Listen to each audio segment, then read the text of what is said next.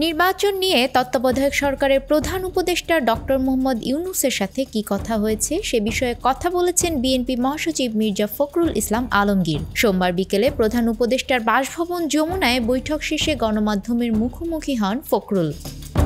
এ সময় নির্বাচন নিয়ে কোনো আলোচনা হয়েছে কিনা এমন প্রশ্নের জবাবে তিনি বলেন, আজকের এই বৈঠকে নির্বাচন নিয়ে আমরা কোনো কথা বলিনি। আমরা আপনাদেরকে আগেও বলেছি যে নির্বাচনের জন্য উপযুক্ত পরিবেশ তৈরি করতে একটা নির্দিষ্ট সময় লাগবেই। আমরা তাদেরকে তো সেই সময় দিয়েছি। এছাড়া আমরা তাদের সব বিষয়গুলোতেই সমর্থন দিচ্ছি।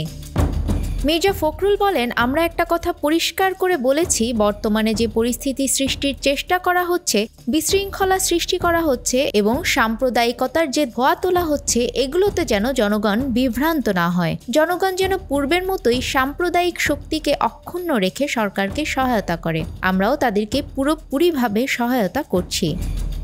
বৈঠকে অংশ নেন বিএনপি মহাসচিব মির্জা ফখরুল ইসলাম আলমগীর সহ স্থায়ী কমিটির সদস্য ডক্টর খন্দকার মোশাররফ হোসেন, মির্জা আব্বাস, মঈন খান, নজরুল ইসলাম খান, সালাউদ্দিন আহমেদ, আমির খসরু মাহমুদ চৌধুরী ও সেলিমা রহমান।